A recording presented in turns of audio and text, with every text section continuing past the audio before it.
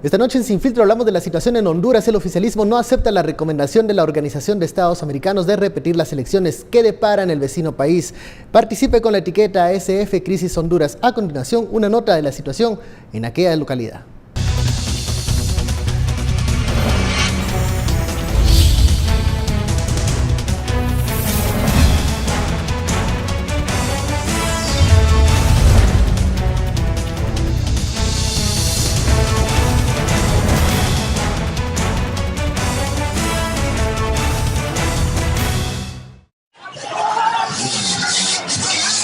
Grupos opositores se enfrentaron el lunes a la policía en Honduras, luego de que el Tribunal Supremo Electoral declarara el domingo al presidente Juan Orlando Hernández como ganador de los cuestionados comicios del 26 de noviembre. Las protestas estallaron en diferentes zonas del país, con enfrentamientos sobre todo en la región norte y en algunas zonas de la capital. Hernández, de 49 años y postulado a la reelección, fue declarado ganador 3 semanas después de la votación, en un proceso en el que la oposición denunció fraude y observadores internacionales señalaron irregularidades. En el barrio capitalino de Villanueva, policías militares lanzaron bombas de gases a unas viviendas, de donde un niño de meses tuvo que ser llevado a un hospital. En San Pedro Sula, la policía reportó saqueos de negocios por manifestantes e incendios provocados. Tras las elecciones estallaron las protestas y Amnistía Internacional señaló la semana pasada que van 14 muertos, aunque la oposición asegura que fueron 20. El secretario general de la OEA, Luis Almagro, propuso celebrar un nuevo proceso electoral como el camino necesario para que los hondureños vivan en paz democrática. ¡Viene, viene, viene!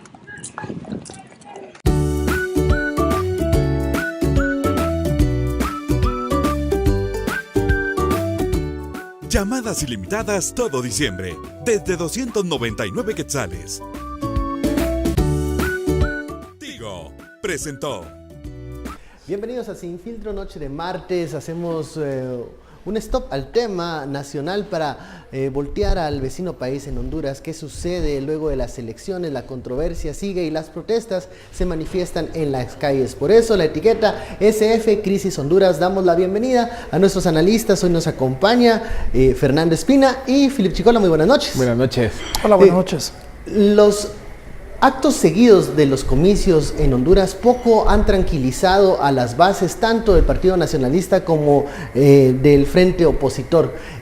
Luego, la misión de observación de la Organización de Estados Americanos pues ha hecho una declaración que no es, digamos, la que se espera siempre de las misiones de observación, porque muchas veces se califican algunos hechos aislados en elecciones, pero esta vez la misma OEA dice: existe una necesidad de repetir los comicios para que se garanticen las medidas de transparencia. ¿Qué está pasando en Honduras y qué lecciones podemos sacar para Guatemala? Filip, comencemos con el país Honduras. Parece que no encuentran una salida a este laberinto. Ya llevamos semanas luego de las elecciones y no hay un presidente electo.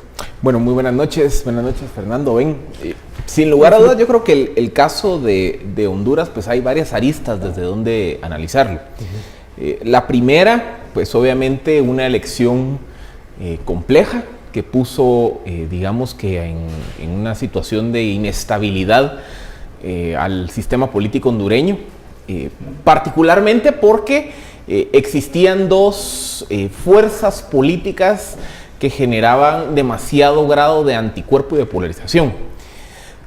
Honduras históricamente ha sido un país bipartidista, en donde a lo largo de 100 y tantos años el poder se lo dividían los nacionales y los liberales.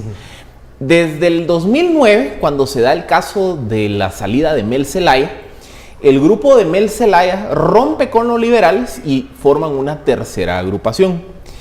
Pero digamos que el grupo de Mel Zelaya históricamente ha sido asociado con el movimiento bolivariano, con el chavismo. Sí. Frente al grupo de Mel Zelaya, el Partido Nacional, que es uno de los partidos, pues como les digo, de añeja tradición hondureña, se enfrentaba o generaba la problemática que el presidente Juan Orlando Hernández buscó la reelección a través de una interpretación, digamos, estirada, un poco flexible. Un poco flexible, ahí utilicen el adjetivo que más les guste. Básicamente el argumento era que la prohibición de proscribir, valga la redundancia, la reelección presidencial atentaba contra sus derechos humanos. Entonces Juan Orlando Hernández consigue que una corte hondureña le permita participar, a pesar que la constitución hondureña es muy explícita en decir que no solo está proscrita la reelección, sino que incurrirá en acto ilícito todo aquel que siquiera intente la reelección. O sea, Nos recuerda algunos casos de por acá. pero incluso, Va más allá, sin ir tan lejos, recordemos el caso de Mel Zelaya. Mel Zelaya, él es defenestrado del poder porque él en el 2009 estaba en una situación similar. Él quería ver pues, si se reelegía. Entonces en una elección él quiso presentar lo que se denominaba la cuarta urna, que era una especie de someter a consulta popular si la ciudadanía aceptaba que él se postulara nuevamente para la presidencia. Solo por el simple hecho de que lo intentó es lo que lleva a que se dé pues toda su salida y la crisis política 2009-2010. Entonces Juan Orlando Hernández aparentemente estaba cayendo en el mismo pecado que Mel Zelaya. Pero digamos que la derecha hondureña se hizo de la vista gorda de esa situación anómala porque veía en Salvador Nasralla y en el partido de Mel Zelaya pues una amenaza ideológica del chavismo bolivariano y demás. Entonces, de entrada, esta es una elección que se planteaba muy polarizada, porque por un lado estaba Juan Orlando Hernández con este cuestionamiento por el tema de la reelección, en una situación pues que su gobierno pues ya generaba anticuerpos, versus los anticuerpos que generaba Nasralla por estar en el partido de Zelaya. Entonces, esto eran dos trenes que iban a chocar entre sí. Lo que creo yo que nadie pensó previo a la elección es que se iban a dar pues tantas anomalías y cuestionamientos luego del cierre de las urnas. Como ya lo menciona Philip, una elección compleja desde su origen, porque la candidatura de Juan Orlando Hernández, polémica, controversial, pero sí, una corte le dio luz verde para que participara. Las cosas no terminan ahí y como hemos dicho al inicio de este programa, hay protestas, hay peticiones de realizar nuevamente elecciones. ¿Cuáles son las lecciones de Honduras para Guatemala? Bueno, fíjate Ben y Philip y televidentes que el caso de Honduras es un caso por demás complejo. Y debemos de nosotros tomar en cuenta que, como lo apuntaba Philip, la crisis no empieza ahorita. La crisis en Honduras empieza desde que depusieron a Mel Zelaya. La forma en que depusieron a Mel Zelaya y por los motivos que lo depusieron. Como dice Philip, lo depusieron porque él quería tener una nueva, reelegirse, ¿verdad? Entonces, en ese momento viene la derecha que estaba en el Congreso y pues toma las cartas y hace una maniobra legal para, amparada del ejército, expulsar a Mel Zelaya. No le llevan un juicio, no dicen está tomando resoluciones violatorias contra la Constitución, está vulnerando la Constitución, no, un juicio sumario entre ellos y lo expulsan. El ejército lo agarra y lo saca del país. Lo sacan del país y toma el partido pues de derecha que está ahora en la presidencia, el poder. Y entonces llega, veamos nosotros primero cómo se va cuajando la crisis. La democracia en estos países es una válvula de escape que funciona básicamente, debería ser mucho más, pero la democracia funciona para que cambiemos autoridades cada 4 años. Pero la autoridad que la gente democráticamente eligió en Honduras fue depuesta. Le imponen un gobierno que no quería de derecha.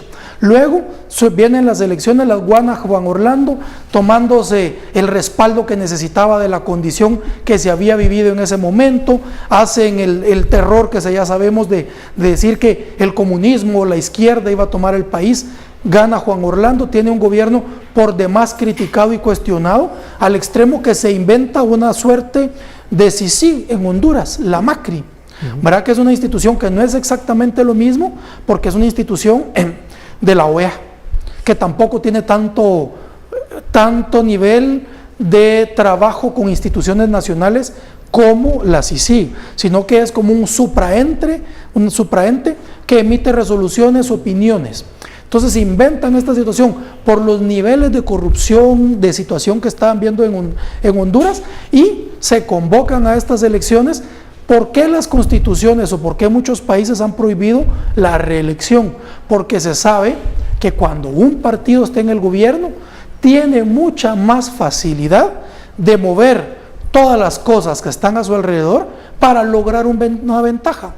Si es más o menos parecido el caso de Honduras al caso guatemalteco, en Guatemala los jueces son nombrados por los partidos políticos.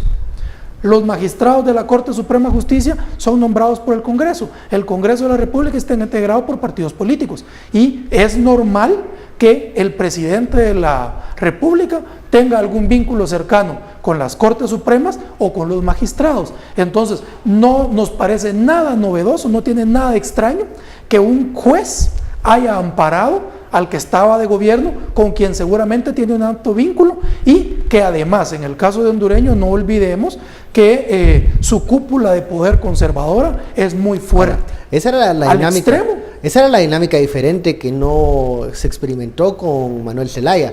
O sea, a Juan Orlando se le deja participar. La gran diferencia fue esa, que la derecha tiene el apoyo de la cúpula conservadora del país, la cúpula empresarial, la cúpula religiosa y pues los demás intereses. En cambio, llamémosle así, la izquierda está vista como que está llevando pues el socialismo o el comunismo, y con ese miedo, mira, quisieron asustar a la población que eso iba a pasar, pero si te das cuenta, parece ser que las mayorías han hablado de tal forma que todos decimos, bueno, ¿por qué dan las elecciones tanto tiempo después los resultados? ¿Por qué vimos una tendencia que la oposición iba a ganar y de repente pasan tantos días, se va la luz, hay apagones y empieza a revertir esa tendencia? Todo parece indicar que en Honduras la derecha quiere mantener el poder a como dé lugar. Ahora, cuando menciona Philip, hay una preocupación mayor. El grupo de Nasrallah, que se identifica, digamos, con un espectro ideológico diferente, pudiese ser una amenaza para algún sector, pero el otro sector, el otro más conservador, apoya incluso esta candidatura, que de origen tiene su polémica, ante la preocupación mayor de que se venga Nasrallah con otro grupo de gente y venga a desestabilizar el país. Ese dilema de a quién se apoya, al mal menor o el mal menor, ¿debería existir en política? Es que, miren, digamos que una de las bromas que se ha estado circulando en el mundo del análisis político es que Guatemala corre el riesgo de un escenario similar al de Honduras en el mediano plazo. ¿Por qué? Porque digamos que pareciera que Honduras es casi una copia al carbón, en el sentido, de entrada a mí la candidatura de Juan Orlando Hernández me generaba conflicto, porque lo que yo me quedé grabado, lo que se me quedó grabado en la mente del 2009 para acá, es que en Honduras mencionar la reelección era pecado. Si no, pregúntele a Mel Zelaya. Entonces, digamos que después del caso de los eventos del 2009, pues yo tenía la idea, pues no se puede. Entonces, que venga un Juan Orlando Hernández con esta su interpretación un poco estirada. Miren, ideológicamente yo simpatizo con el Partido Nacional. Ideológicamente yo estoy del lado de la derecha. Pero no se vale que porque me da miedo el otro bando, porque yo siento que en una de esas me van a ganar y porque el otro es peligroso, lo que sea, como lo quieran ver. No se vale que bajo una premisa ideológica se justifique una transgresión a la institucionalidad. Es que ahí sí hay una transgresión a la institucionalidad.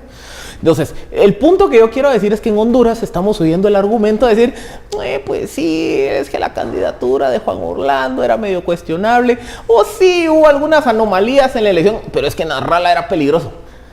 No, hombre, o sea, uno de los elementos centrales de una república es el cumplimiento estricto del constitucionalismo. Y el constitucionalismo, básicamente lo que me dice es que existe una constitución que se debe de respetar en todo momento. Entonces, cuando empiezan estas interpretaciones antojadizas para permitir la aspiración reeleccionaria de Hernández, hay que tener mucho cuidado. Y sobre todo, cuando el acto electoral y el conteo y lo que ocurre en las horas posteriores al cierre de las urnas se ve enmarcado en estos cuestionamientos pues tan extraños. A ver, querer justificar esas anomalías bajo una expresión ideológica. Bueno, vamos a la primera pausa de la noche, la etiqueta SF Crisis Honduras. Al regresar hablaremos del evento electoral que no deja de generar controversias. Volvemos.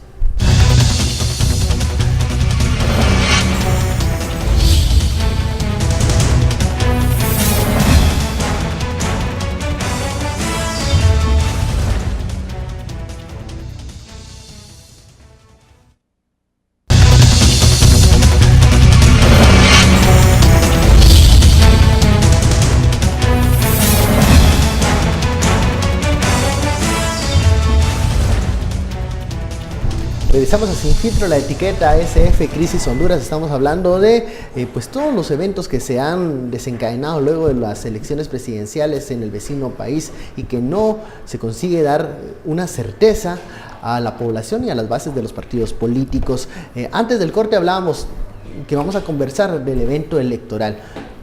Se dieron las elecciones en Honduras. ¿En qué contexto se dieron estas elecciones? ¿Por qué el árbitro que tiene que dar las condiciones para que se den elecciones y luego se acepten los resultados, esa fórmula que se aplica en muchos países, aquí en Guatemala, no funcionó en Honduras? ¿Qué pasó con el evento electoral? Fernando. Fíjate, ven que si nosotros seguimos los resultados de las elecciones en Honduras, nos damos cuenta que fue un evento pues sin mayores incidentes. Todo pareciera que iba muy bien, los hondureños fueron a hacer las votaciones tranquilamente. Digamos que el órgano electoral, el Tribunal Supremo de Honduras, empezó a hacer un conteo y, como es tradicional en todos nuestros países, empezaron ellos a dar pues la tendencia, ¿verdad? Y parecía que era una tendencia irrevertible, una tendencia donde el candidato de oposición iba a ganar. Incluso llegamos a ver una ventaja de hasta 6 puntos, si yo no estoy mal, del candidato de oposición. Luego de un par de días, empezamos a ver que se atrancan los resultados. En 2 días casi que debíamos de decir que los resultados debieron haber sido emitidos pues en una versión preliminar.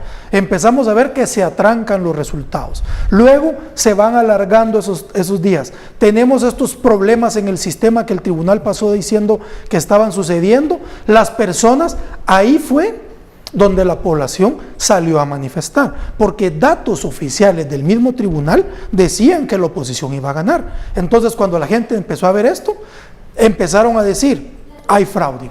Aquí estamos oliéndonos un fraude electoral. Esa porque esta tendencia, los resultados. Porque ellos ya habían dado una tendencia. Entonces, ¿cómo iban a revertirla? Empezamos a ver esto y empezamos a ver la situación que la gente empieza a salir a la calle. Pero tomemos en cuenta varios factores que están alrededor. Recordemos lo que dijimos primero.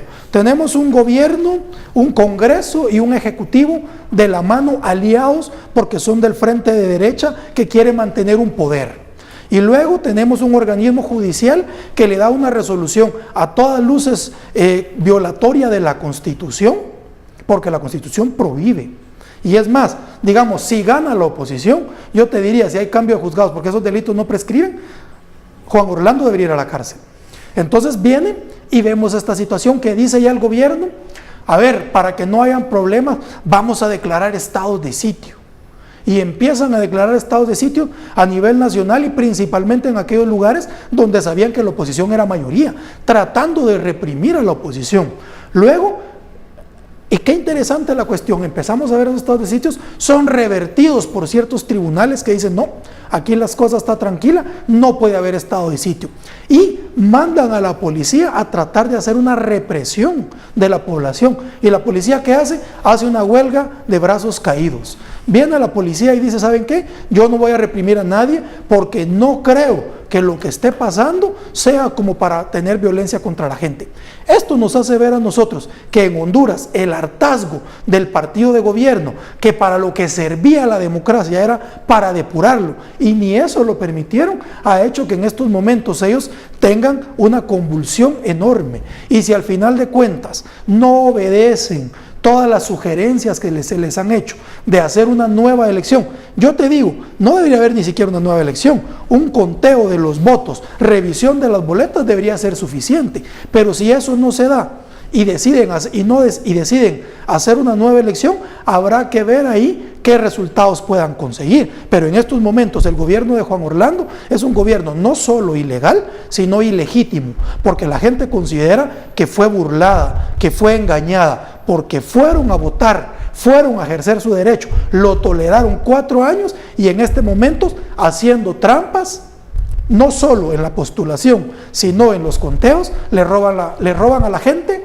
su ilusión de la democracia. El papel del Tribunal Supremo hondureño, hablaba ya Fernando de estos momentos en donde se comienzan a dar resultados, se habla incluso de un 57% de resultados publicados con una ventaja para el candidato opositor, pero que de momento se va volviendo más lento ese conteo. en tiempos en donde la tecnología demanda de los tribunales electorales que la información vaya fluyendo casi que en tiempo real, Philip. Sí, miren, sin ir tan lejos, veamos el caso comparable de Guatemala. En la elección pasada, se recordarán, la carrera por el segundo lugar en la primera vuelta entre Manuel Valdizón y Sandra Torres, se recordarán que estuvo pero pegadita. Y aquí en Guatemala tenemos, una tradición que el domingo a medianoche, cuando nos vamos a dormir después de la jornada electoral, pues espera que el tribunal ya tenga por lo menos el 80% de los votos escrutados. Es decir, aquí estamos acostumbrados a irnos a dormir la noche del domingo, pues prácticamente ya sabiendo el gran resultado electoral.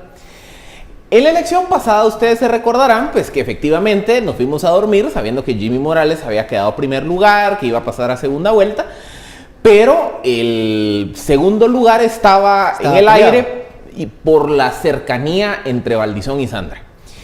Para el lunes a las 8 o 9 de la mañana, que es cuando ya en teoría entraron todas las actas pendientes, pues se sabía que había una diferencia muy pequeña. Se recordarán, eran 40,000 votos, menos. Y como siempre hay zonas en las que hay problemas, por ejemplo, actas que se pierden, conflicto, etcétera, etcétera.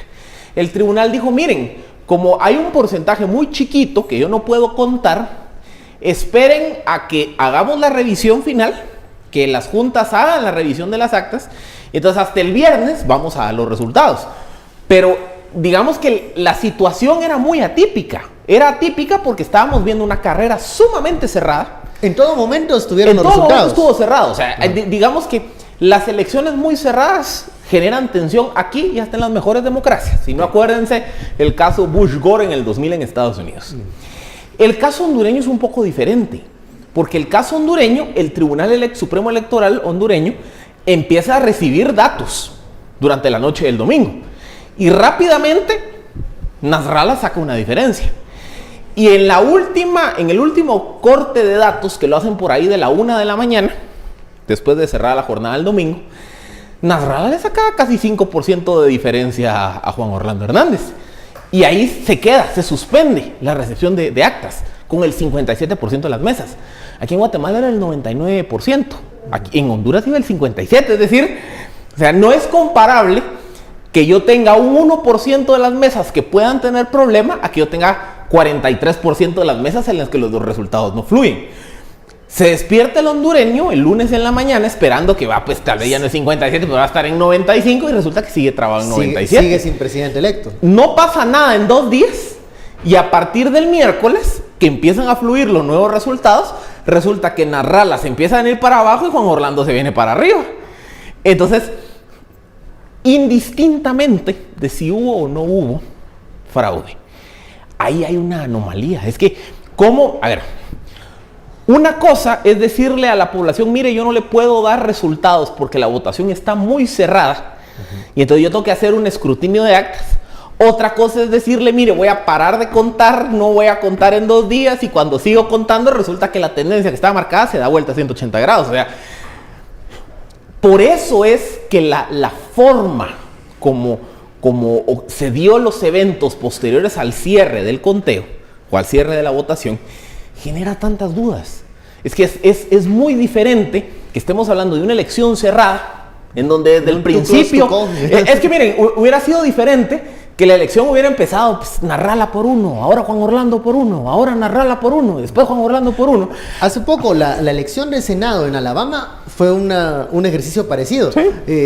Iba el juez adelante y Doug Jones lo empata y luego le saca una mínima diferencia, pero durante todo el momento estuvimos viendo el conteo de los votos, los números no dejaron de fluir. Y si era una elección muy reñida, una elección en donde incluso los medios de comunicación no se aventuraban a decir quién era el ganador, sino ya bien entrada la noche. Pero acá dejó de fluir la información. Y aquí es la pregunta, para el Tribunal Supremo, para todos estos consejos electorales, todas las autoridades electorales, una de las piezas fundamentales para no perder la credibilidad es, creo, mantener todo a vista transparencia de la ciudadanía y también de los interesados de los partidos políticos. Claro, y también para eso tienen los procesos de acompañamiento internacional. Habían varias misiones de observación ahí presentes. Digamos, el sistema de votación guatemalteco tal vez no es el más perfecto, pero es bueno. En Guatemala, el control de la votación está en manos de los ciudadanos. Vamos a hacer una pausa y seguimos con Fernando. Ya me dicen de producción que vamos a un corte. La etiqueta SF Crisis Honduras.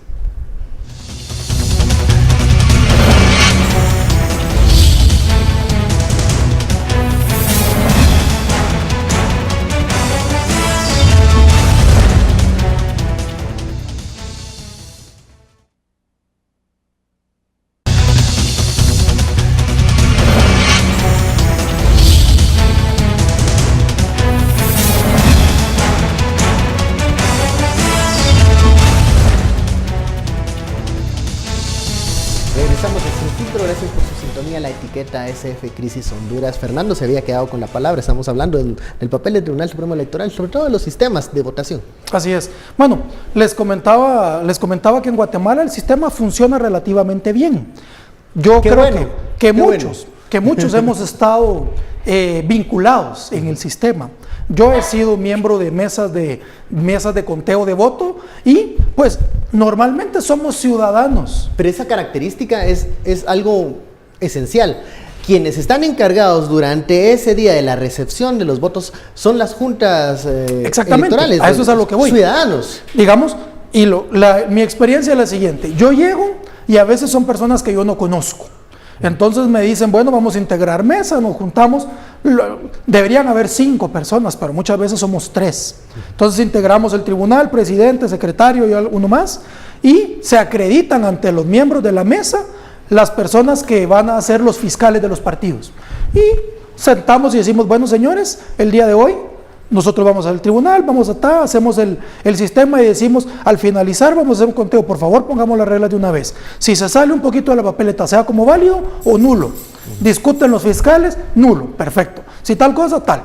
Y cuando termina el evento electoral, nosotros nos quedamos en la mesa, los guatemaltecos, los ciudadanos, y empezamos a hacer el conteo. Y con las personas de los partidos fiscalizándonos. Al terminar, emitimos una boleta que firmamos los 3 ciudadanos que integramos la mesa, o 5, los miembros los fiscales que quieran firmar, y la remitimos. Y nosotros, como ciudadanos, nos quedamos con una copia, los que integramos la mesa, de la boleta que nosotros enviamos. Exacta, digamos. Entonces, exacta puede servir en cualquier momento. Hay una crisis porque el tribunal perdió los boletos, porque se quemaron los resultados.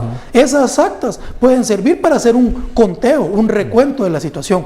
No sé cuál sea la situación de Honduras, pero si es parecida a la situación, debe haber mucha gente que sabe que ahí algo está pasando porque los resultados no están coincidiendo con lo que el Tribunal Supremo está diciendo. ¿Dónde está la diferencia? En Honduras, las mesas electorales se integran con personas de partidos. O sea, aquí, lo que explicaba Fernando, aquí en Guatemala, si usted en casa, probablemente usted, sus hijos, algún conocido, algún pariente en algún momento ha formado parte de las juntas receptoras de votos. Es decir, es el ciudadano de pie quien se encarga de la operativización del acto electoral.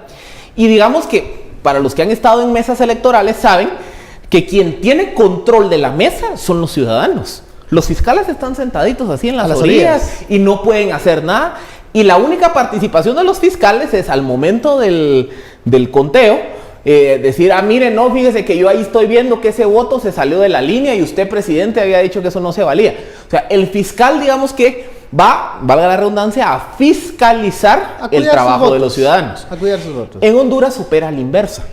En Honduras las mesas electorales están integradas por miembros de los partidos. Entonces, hagan de caso que son las 6 de la mañana en el centro electoral. Entonces, yo soy del Partido Nacional, Fernando es del Liberal y Ben es del partido de Mel Zelaya. Nos sentamos porque nos ponemos de acuerdo a ver quién va a presidente, que no sé qué va. Pero son los partidos quienes administran el acto electoral. Entonces, eso digamos que se tiende a prestar a que haya una partidización de los mecanismos del conteo, porque al final del día, En el caso guatemalteco es un ciudadano el que hace el conteo, el que levanta el acta, el que la firma, y es el presidente el que agarra el acta y la lleva con el jefe de centro, le escanean y ahí está como que cerrado el círculo. Aquí no. Aquí se puede dar el caso que Fernando y yo nos ponemos de acuerdo y le decimos, vos mira, fíjate que en aquella mesa va a ganar Bembo, el partido de Ben. Entonces mira, pues como tu diputado tal vez sí entra y como el mío va presidente, ¿sabes qué? Impugnemos la mesa. Entonces no mandemos el acta, retardemos el proceso y que sea el tribunal el que venga a juntar en una semana. Entonces digamos que esa es la diferencia. Traba el proceso, traba la dinámica del proceso. Porque cuando el ciudadano, a ver, el ciudadano que está en la mesa, ¿qué incentivo tiene para trabar el proceso? Para hacer chanchullo. Técnicamente ninguno. O sea, el ciudadano es un garante de ese proceso. De la emisión y conteo de voto en la mesa, en el caso guatemalteco. En Honduras no es así. En Honduras es una dinámica de partido. Y entonces, como es una dinámica de partido, entonces ahí ya se presta a que haya esas componendas. Cabal. Y una característica de las elecciones en Honduras, las dos ocasiones que me tocó cubrir las presidenciales, algo que aquí no sucedía era que durante el mismo día de la elección veías actividad de los partidos políticos. O sea, si es una actividad muy ya donde ves la presencia de los grupos políticos presentes fuera de los lugares de las elecciones, entonces ya no ves ese aire, digamos, que se siente acá el domingo libre, donde el ciudadano es el que está organizando las elecciones y no los partidos políticos. De hecho, aquí en Guatemala no se puede hacer propaganda esos días. Allá uno veía en las esquinas, en la esquina del Partido Liberal, la esquina del Partido Nacional. O sea, vemos unos comicios, unas elecciones muy marcadas por la dinámica de los partidos políticos tradicionales. Así es. Situación que no se ve en Guatemala. Y yo creo que también esos temas, fíjate, ven, en términos generales, en el mundo la democracia está en crisis. Y cuando hablamos de la democracia, nos referimos principalmente al sistema de elección, porque la cara más visible de la democracia son los políticos. Entonces la gente empieza a estar harta de lo mismo. Empieza a estar harta de las mentiras, de personas que les ofrecen cosas y no les cumplen. Y como resultado de eso, tenemos que han ganado votaciones que la gente no esperaba, como los resultados de que ganara Donald Trump en Estados Unidos, las votaciones de lo que pasó en la misma Guatemala, donde un llamado outsider de la política ganó, lo que pasó en Colombia con los votos relacionados acerca de acabar la guerra o no acabar la guerra. Digamos que hay muchas manifestaciones de la población de que este sistema está agotado. Y quien ha cansado el sistema son los partidos políticos. Y más aún cuando las personas se dan cuenta que los partidos o las personas se enquistan, llegan a hacer del sistema y de la política un medio de vida más que un medio de servicio. Porque la política en realidad debería tener, su verdadero objetivo es servir. Llegar a ser un funcionario público debería ser servir a las mayorías. Pero ¿cuál es el caso hondureño? La crisis de renovación en la clase política es algo que se vive en Honduras y acá. En todo el mundo. Por eso te digo que el problema es un problema mundial, pero el problema hondureño es un problema mucho más grueso. ¿Qué es lo que pasa en Honduras? Aquí en Guatemala podemos decir que mal que bien, el político cumple una función de político, tiene algunos vínculos con empresarios que están interesados en prestar servicios al Estado. Hasta donde yo sé, el Congreso de Honduras está lleno de los empresarios, de las mismas personas que producen y le venden los medicamentos al Estado, que producen y hacen las carreteras. O sea, tenemos la política tomada por un sector y esto ha hecho que la gente ya esté harta. Entonces, ante esta situación, ante esta crisis, yo no veo en Honduras posibilidades de una solución pacífica, aceptando una solución que sea liderado por la misma clase política, dices. Yo la veo difícil por la que está en el gobierno. Yo no creo que los hondureños vayan a aceptar un acuerdo entre damos por válidas estas resoluciones, no lo veo. ¿Quiénes pueden llegar a un acuerdo si no la clase política? Es que es complicado. Es que miren, digamos que el grupo de Nasralla está en actitud de me robaron las elecciones. Y lo único que están dispuestos a tolerar es que se repitan las elecciones. Mientras que el grupo de Juan Orlando Hernández del Partido Nacional lo que dice, nosotros ganamos y ganamos. Entonces son dos posiciones excluyentes entre sí. De entrada ya es un diálogo de sordos, porque yo no voy a sacar de su posición a la gente de Nasralla de que ellos están convencidos que le robaron las elecciones, como yo no voy a sacar de su posición a la gente del partido de Hernández Porque ellos están convencidos de que ya las ganaron y que ya el tribunal los declaró ganadores, que ya varios presidentes de América Latina los han reconocido. Entonces, ¿qué se va a ir a discutir ahí? Porque miren, la OEA, por ejemplo, por ahí estaba levantándose la idea que la OEA va a proponer que se repitan los comicios. Yo, si fuera el partido de Juan Orlando Hernández, no acepto esa alternativa si yo ya gané. Y yo no sé si en la segunda elección me vaya a ir igual de bien. Entonces, ¿cómo el Partido Nacional va a aceptar una repetición de comicios? Y si la OEA dice, no, pues ya, a ver, grupo de Nasrallah, bájenle de intensidad, ya acepten que Juan Orlando ganó, ¿qué va a hacer el otro grupo? El otro grupo está convencido que le robaron las elecciones. Entonces, ¿cómo hago una concertación con esas posiciones tan polarizadas? Yo no le veo una salida ordenada a ese proceso. Y bueno, y es algo que nos puede afectar a todos como región, o sea, Sí, en sí. eso estamos Duda. seguros. Si no se llega a ningún acuerdo, si no se repiten las elecciones o si no se acepta la decisión del Tribunal Electoral, Honduras va a seguir en una permanente crisis. Y ya lo vivió en 2009, la crisis de Mel Zelaya duró meses y quienes pagaron eso fue el pueblo hondureño. Yo me atrevo a decir, ven, que la crisis no ha parado, que todo el gobierno los meses que le quedaron al gobierno que integraron en ese momento, lo que el gobierno de Juan Orlando han sido de crisis permanente en Honduras. Uno visita Honduras y uno se da cuenta de esa situación. Las calles tomadas, la gente manifestándose, están hartos. Y si ahora hasta la vía democrática, que tradicionalmente se ha visto como la válvula de escape, le roban las elecciones, no veo una alternativa para que no haya crisis. ¿Y cómo nos afecta como región? Recordemos, para empezar, que somos los tres parte del Plan Prosperidad. Entonces, para empezar, ahí ya nosotros tenemos una visión de cómo se nos está viendo internacionalmente. En el punto de gobernanza, no sé qué es Honduras, entonces, porque gobernanza en ese país, en ese momento, no se ve. Eso, número uno. Número dos, pensemos nosotros que estas crisis políticas desembocan en crisis sociales y crisis económicas. En Honduras, la manifestación está relacionada con los altos niveles de pobreza que ellos tienen, que generan migración.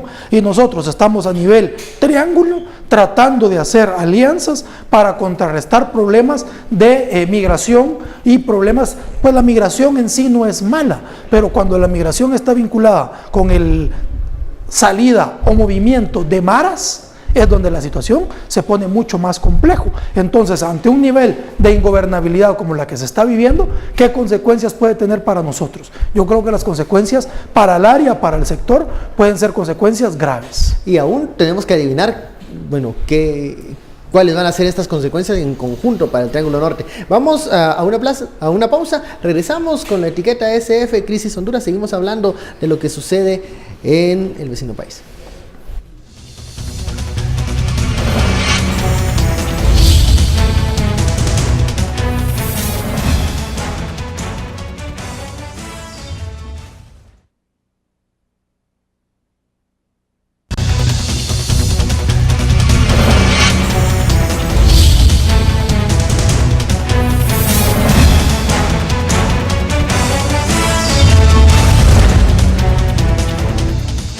Regresamos a Sin Filtro, la etiqueta SF Crisis Honduras. Hablamos en el corte anterior de, lo poco viable que se ve en este momento, un esfuerzo de concertación entre ambas fuerzas que reclaman la presidencia.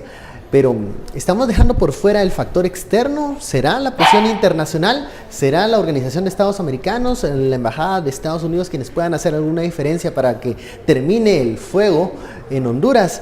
¿Cómo se mira la influencia extranjera en el caso de Honduras? Miren, en primera instancia, digamos que quien tiene ahorita la palabra final de todo este proceso es la OEA.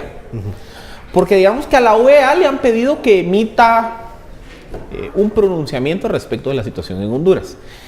Y digamos que la OEA, los mismos acontecimientos la han ido orillando a adoptar posiciones más duras, porque en las 24 a 48 horas posteriores al cierre de la elección, la OEA no dijo nada. Cuando se tenían a la mayor parte de los actores políticamente relevantes de Honduras pegando de gritos, porque, a ver, ¿en qué país pasaron 48 horas del cierre de la elección y hay solo 57% de urnas escrutadas? Entonces ahí, indistintamente de las posiciones políticas, todos los actores decían, OEA, diga algo, ya hay una anomalía que usted tiene que pronunciarse.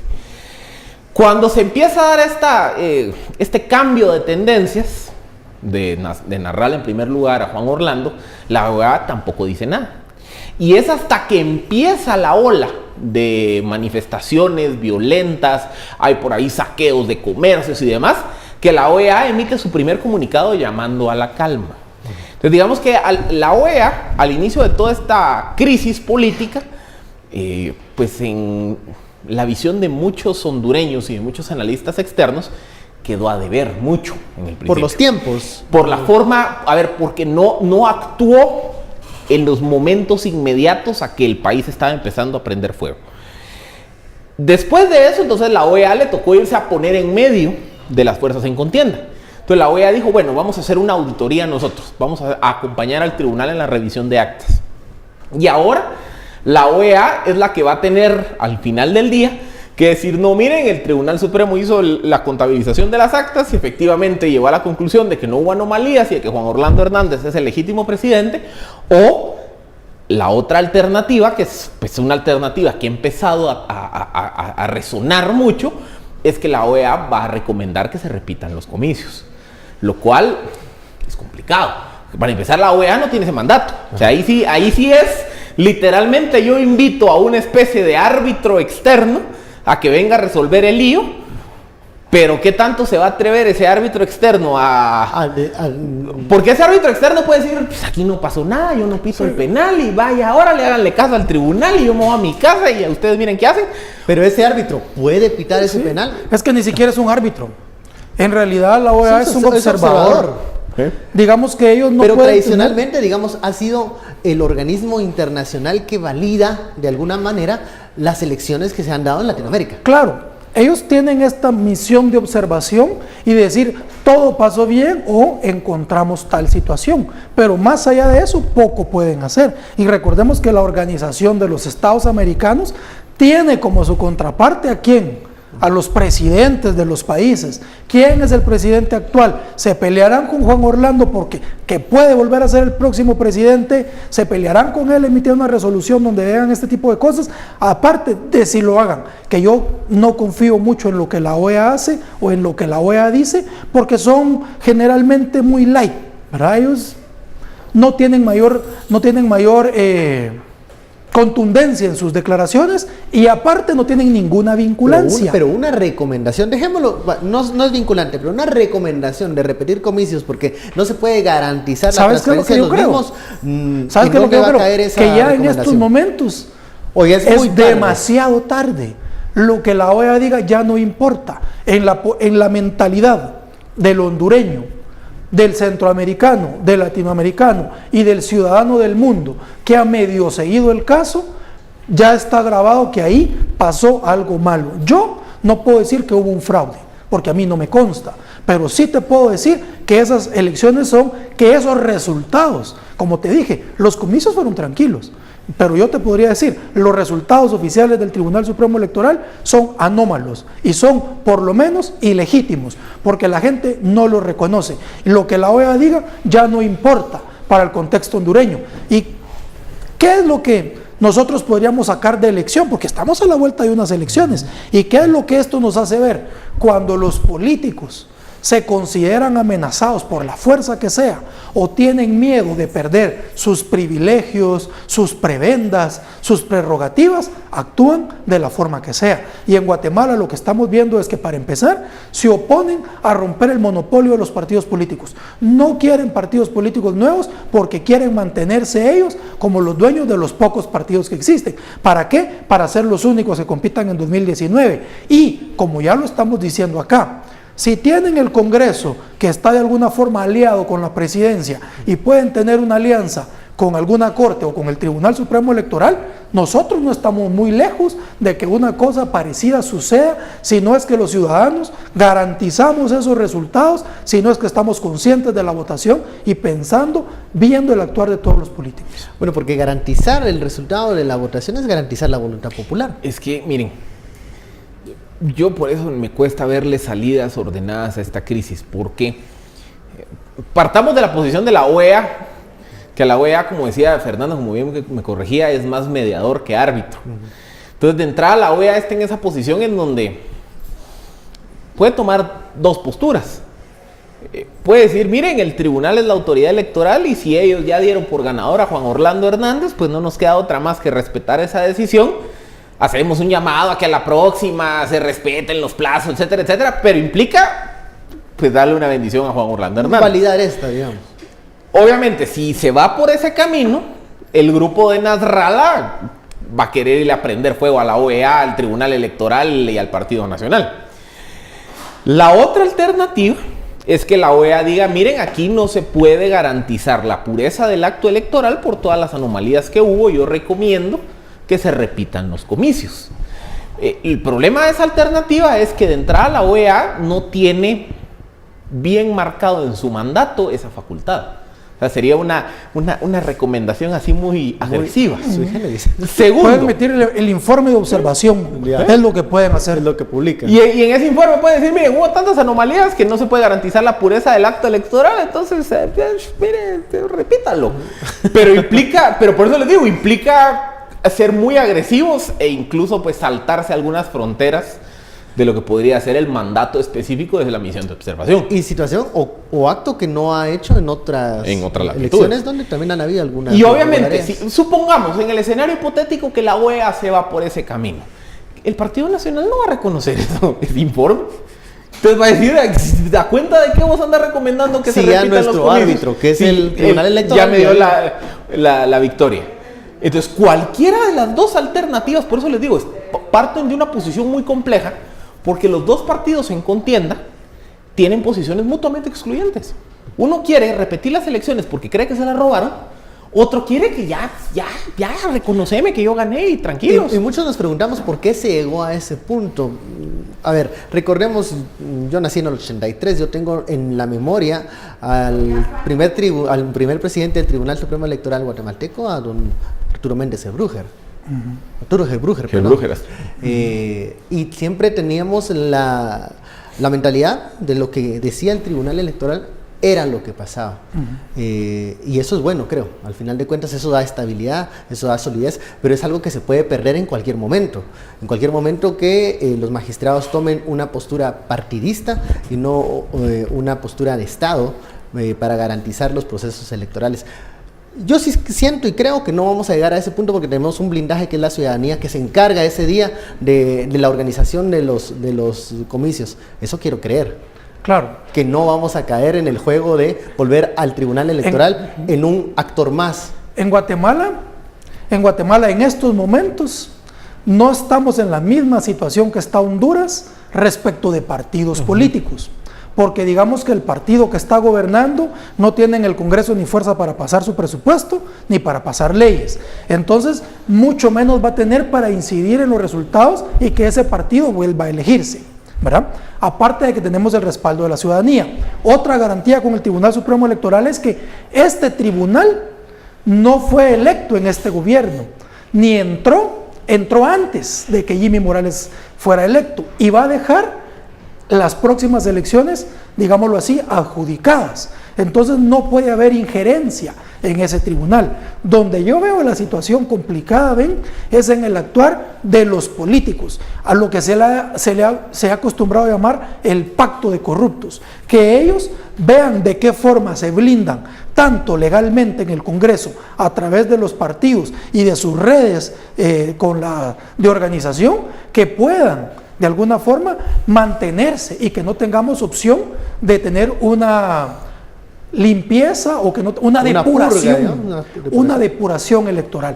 Por ahí es que va mi miedo, y para evitar que eso suceda, la recomendación es: hay que estar peleando a como dé lugar que se rompa el monopolio de los partidos políticos, y eso solo lo puede hacer el Congreso, y hay que hacerlo ya. En el 2019 son las elecciones, entonces los partidos tendrían un año para tener nuevas candidaturas. Y ojo, siempre garantizar la independencia del Tribunal Electoral.